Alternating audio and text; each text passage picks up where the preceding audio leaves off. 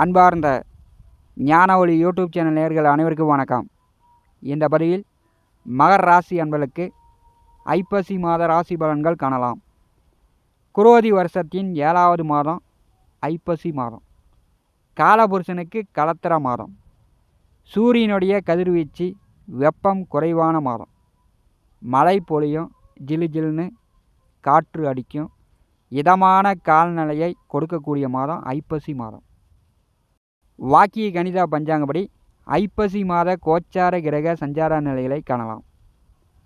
ஐப்பசி மாதம் 1 முதல் 29ஆம் தேதி வரை சூரிய பகவான் காலபுருஷனுக்கு 7வது வீட்டில் நேச நிலையில் பலம் குறைந்து சஞ்சாரம் செய்வார். ஐப்பசி மாதம் 8ஆம் தேதி துளாராசியிலிருந்து விருச்சிக ராசிக்கு புதன் பெயர்ச்சி ஆகிறார். ஐப்பசி மாதம் 22ஆம் தேதி விருச்சிக ராசியிலிருந்து தனுசு ராசிக்கு சுக்கிரன் பெயர்ச்சி ஆகிறார். ஐப்பசி மாதம் 6ஆம் தேதி மிதுன ராசியிலிருந்து கடகராசிக்கு செவ்வாய் பெயர்ச்சி ஆகிறார். மற்ற கிரகங்கள் கேது கன்னி ராசியில், கும்பராசியில் சனி, மீன ராசியில் ராகு, ரிஷபராசியில் குரு.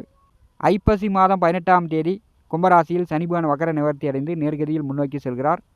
ஐப்பசி மாதம் 1ஆம் தேதி சந்திரபகவான் அசுவினி நட்சத்திரத்திலிருந்து இந்த மாதத்தை தொடங்கி வைக்கிறார். 9 நவகிரகங்கள் மூலம் வாக்கிய கணித பஞ்சாங்கப்படி மகர ராசி என்பதற்கு ஐப்பசி மாத ராசி பலன்கள் காணலாம். நம்முடைய ஞான ஒளி யூடியூப் சேனலை பார்த்து கொண்டு இருக்கக்கூடிய அன்பர்கள், இதுவரை சப்ஸ்கிரைப் செய்த அன்பர்கள் மறக்காமல் நம்முடைய சேனலை சப்ஸ்கிரைப் செய்து கொடுவிருக்கின்ற ஆல் பட்டன் அழுத்திங்க. நன்றி. ஐப்பசி மாத பொது பலன்கள் காணலாம். மழை காரணமாக சிறு குறு வியாபாரிகளுக்கு தீபாவளி வியாபாரம் பாதிப்படையும். அதனால் முன்னேற்பாடுகள் செய்து கொள்ள வேண்டும். தங்கம் வெள்ளி விலை இந்த மாதம் சற்று ஏற்றத்துடன் காணப்படும். தடைபட்டு கொண்டிருந்த திருமண வயதில் உள்ள இளைஞர்களுக்கு திருமணங்கள் நடக்கும். காலபுருஷனுக்கு 7வது மாதம் திருமண சுபகாரியங்கள் இந்த மாதம் ஏராளமாக நடக்கும். ஐப்பசி மாதம் என்றாலே முதல்ல ஞாபகத்துக்கு வருவது தீபாவளி பண்டிகை, சூர சம்ஹாரம், இன்னும் எண்ணற்ற சுப நாட்களை தாங்கி வருகிறது ஐப்பசி மாதம். மகர ராசி அன்பர்களுக்கு மாதக்கரகமான சூரியன் ஐப்பசி மாதம் உங்கள் ராசிக்கு 10வது வீட்டிலே பாக்கியாதிபதி புதனுடன் கூட்டணி சேர்ந்து சஞ்சாரம் செய்ய போகிறார். ராசி கேந்திரங்களில் ராஜ கிரகங்கள் இந்த மாதம் சஞ்சாரம் செய்கிறது. மகர ராசி அன்பர்களுக்கு, அதாவது மகர ராசியாக இருந்தாலும் சரி, மகர லக்னமாக இருந்தாலும் சரி, உங்களுடைய சுய ஜாதகத்தில் இந்த அமைப்பு இருந்துச்சுன்னா மத்திய அரசாங்க வேலை கிடைக்கும், ரயில்வேவில் வேலை கிடைக்கும், மின்சாரத்துறையில் வேலை கிடைக்கும், காவல்துறை, இராணுவம், இப்படி யூனிஃபார்ம் வேலை கிடைப்பதற்கான வாய்ப்பெல்லாம் உண்டு.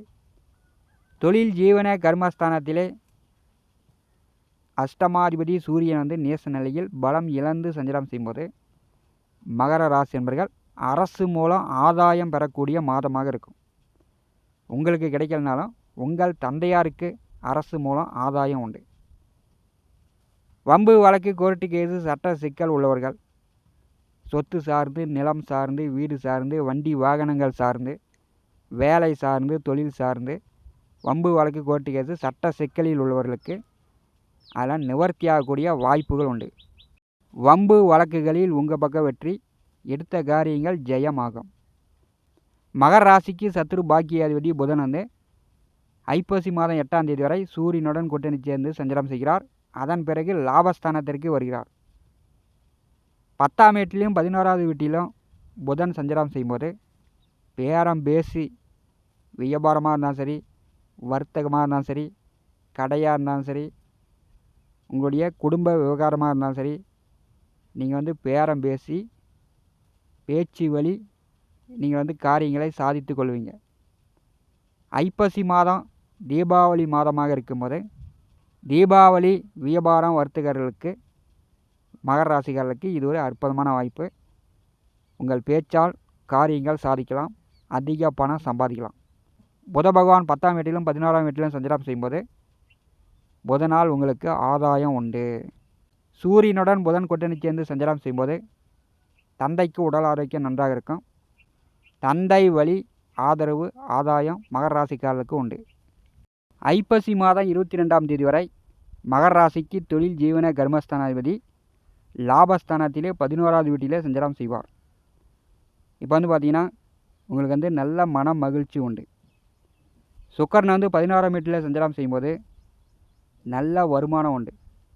விவசாயம், ஆடு மாடு கால்நடை கோழி உபய வருமானம், வியாபாரம், கலைத்துறை, சினிமா துறையில் அதிக பேரும் புகழும் கிடைக்கும், அதிக பணமும் கிடைக்கும்.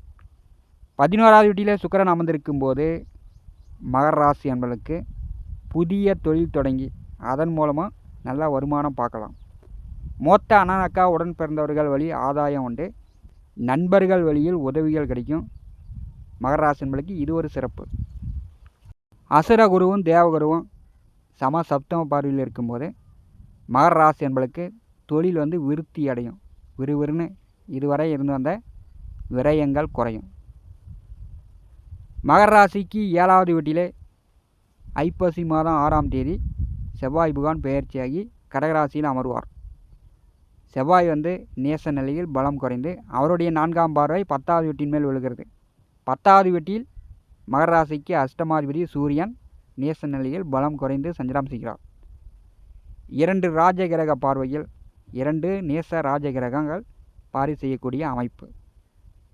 7ஆம் வீட்டிலே செவ்வாய் வரும்போது மகர ராசி என்பவர்கள் வாழ்க்கை துணையிடம் கணவன் மனைவி ஒருவருக்கொருவர் குறை சொல்கிற மாதிரி இருக்கும், ஒருவருக்கொருவர் சண்டை கட்டுற மாதிரி இருக்கும். இதையெல்லாம் வந்து தவிர்க்க வேண்டும். தொழில் செய்யக்கூடிய இடத்தில், வேலை செய்யக்கூடிய இடத்தில் உங்கள் கூட்டாளிகளிடம், பணியாளர்களிடம் நீங்கள் வந்து கோவிச்சிக்காமல், அடவாதம் பிடிவாதம் பிடிக்காமல் மகர ராசி என்பவர்கள் பார்த்து கொள்ள வேண்டும். உங்கள் வாழ்க்கை துணைக்கு அதிகார பதவி கிடைக்க வாய்ப்பு உண்டு. அரசு வேலைக்கு முயற்சி செய்கிறார்கள் என்றால் அரசு வேலை கிடைப்பதற்கான வாய்ப்புண்டு.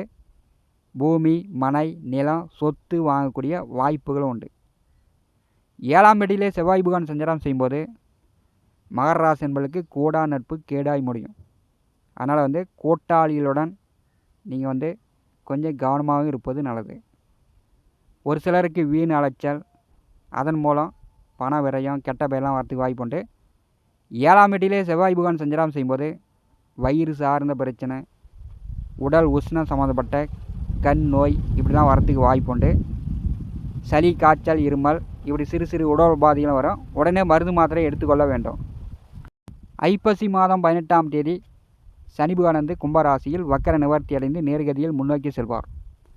மகர ராசி என்பவர்களுக்கு இதுவரை பார்த்திங்கன்னா ஒரு 150 நாட்களாக சனி பகவான் வக்கரகதியில் பின்னோக்கி செல்லும் பொழுது சனியால் பெரிய அளவு ஒரு 50% தொந்தரவுகள் குறைவு. பணங்காசு தொந்தரவு இல்லாமல் செலவுக்கு கைக்கு பணம் வந்துட்டு இருந்துச்சு.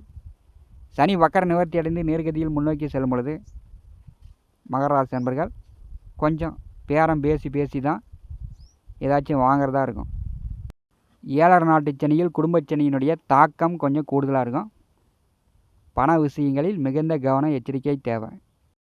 மகர ராசிக்கு 5வது வீட்டில் விரய தைரிய வீரிய சகாய ஸ்தானாதிபதி குரு பகவான் வந்து வக்கரகதியில் பின்னோக்கி வருகிறார். 5வது வீட்டிலே குரு அமர்ந்து சம சப்தம பார்வையால் குருவும் சுக்கிரனும் பார்வை செய்யும்போது தடைபட்டு கொண்டிருந்த காரியங்கள், திருமணம் போன்ற சுப காரியங்கள் மகர ராசி என்பவர்களுக்கு தடையின்றி உடனே நடக்கக்கூடிய வாய்ப்புகள் உண்டு. 5வது வீட்டிலே குரு பகவான் வக்கரகதியில் பின்னோக்கி வரும்போது புத்திர பாக்கியம் உண்டு. பூரிய சொத்துக்களால் இருந்து வந்த தொல்லை தொந்தரவுகள் மகர ராசி என்பவர்களுக்கு நிவர்த்தியாகும். பிள்ளைகள் மூலம் நல்ல ஆதாயம், ஒற்றுமை மகர ராசிக்காரர்களுக்கு உண்டு. பிள்ளைகளுக்கு உடல் ஆரோக்கியம் நன்றாக இருக்கும். நோய் நொடி தொந்தரவுகள் நீங்கும். மகர ராசிக்கு 3வது வீட்டிலே ராகு தைரிய வீரிய முயற்சி ஸ்தானத்திலே ராகு அமர்ந்திருக்கும் போது தைரியமாக வந்து ஒரு காரியங்களை முயற்சி செய்யலாம். அது வேலை சார்ந்து தொழில் சார்ந்து நீங்கள் முயற்சி எடுக்கும்போது உங்களுக்கு வெற்றி வாய்ப்புகள் உண்டு. 3ஆம் வீட்டில் ராகு அமர்ந்திருக்கும் போது தொலை தொடர்புகள் மூலம், வெளிநாடு மூலம் பணம் சம்பாதிக்கக்கூடியவர்களுக்கு அதிக பண லாபங்களையும் சம்பாதியத்தையும் பெற்று தருவார். 3ஆம் வீட்டில் ராகு பகவான் சஞ்சாரம் செய்யும்போது மகர ராசி நண்பர்கள் வெளிநாடு வேலைக்கு முயற்சி செய்யக்கூடியவர்கள் முயற்சி செய்யலாம், வேலை கிடைக்கும். தொலை தொடர்புகள் மூலம் பணம் சம்பாதிக்கலாம். செல்ஃபோனு, கம்ப்யூட்டரு, மீடியா இப்படி வந்து தொலை தொடர்புகள் மூலம் பணம் சம்பாதிக்கக்கூடிய வாய்ப்புகள் உண்டு. மகர ராசிக்கு பாக்கியஸ்தானத்திலே கேது பகவான் வந்து ஐப்பசி மாதம் 3ஆம் தேதி உத்திர நட்சத்திரம் 4ஆம் பாதத்திற்கு பெயர்ச்சி ஆகிறார். சூரிய பகவானுடைய நட்சத்திரத்தில் கேது பகவான் வந்து சஞ்சாரம் செய்யும்போது மகர ராசி என்பர்கள் உடல் ஆரோக்கியத்தில் இருந்து வந்த தொந்தரவுகள் நீங்கும். வழிபாட்டில் இருந்து வந்த தடை நீங்கி வழிபாடு செய்யலாம். குலதெய்வம் கோயிலுக்கு போகலாம். உங்களுடைய இஷ்ட தெய்வ கோயிலுக்கு செல்லலாம். நீண்ட தூர பயணம், பாத யாத்திரை, இறைவனுடைய அனுகிரகம் மகர ராசி என்பர்களுக்கு கிடைக்கும். ஐப்பசி மாதம் 1ஆம் தேதி மகர ராசிக்கு கலத்தரக்காரகன் சந்திர பகவான் சுகஸ்தானமான 4வது வீட்டிலே சஞ்சாரம் செய்கிறார். வீடு, மனை, நிலபுல சொத்துக்கள் வழியில் இருந்து வந்த தொந்தரவுகள் நீங்கும். சுகக்கேடு நீங்கி சுகம் கிடைக்கும். 7ஆம் வீட்டின் அதிபதி 4ஆம் வீட்டிலே சஞ்சாரம் செய்யும்போது தாய் தந்தையரிடம் எதிர்வாதங்களை தவிர்க்க வேண்டும். மகர ராசி என்பவர்களுக்கு இந்த ஐப்பசி மாதம் புதன், சுக்கிரன், சூரியன் 3 கிரக நிலை உங்களுக்கு மிகவும் சிறப்பாக இருக்கிறது. பயன்படுத்தி கொள்ளலாம். பேரம் பேசி நீங்கள் வந்து பொருள் வாங்குறதா இருந்தாலும் சரி, குடும்ப பிரச்சனையாக இருந்தாலும் சரி, உங்கள் பேச்சுவார்த்தை வந்து எடுபடும். அரசு வழியில் ஆதாயம் உண்டு. படித்து கொண்டிருப்பவர்கள் படிப்பில் வந்து பாஸ் பண்ணலாம். படிப்பில் தடை நீங்கி உயர்கல்வி படிக்கக்கூடிய வாய்ப்பெலாம் உண்டு. சூரியன் புதன் கூட்டணி, புத ஆதித்ய யோகம் மகர ராசி என்பவர்களுக்கு நன்றாகவே வேலை செய்யும். இது ஒரு நல்ல வாய்ப்பு தான். இந்த காணொலியை பற்றி உங்களுடைய மேலான கருத்துக்களை நம்முடைய கான்பாஸில் பதிவு செய்யுங்கள். நம்முடைய ஞான ஒளி யூடியூப் சேனலை பார்த்து கொண்டிருக்கக்கூடிய அன்பர்கள், இதுவரை சப்ஸ்கிரைப் செய்த அன்பர்கள் மறக்காமல் நம்முடைய சேனலை சப்ஸ்கிரைப் செய்து கூட இருக்கின்ற ஆல் பட்டன் அழுத்திங்க. தினந்தோறும் நம்முடைய சேனலில் ஜோதிட பலன்கள் பதிவிடப்படும். உடனுக்குடன் பார்த்து பயன்பெறுங்கள். நன்றி, வணக்கம்.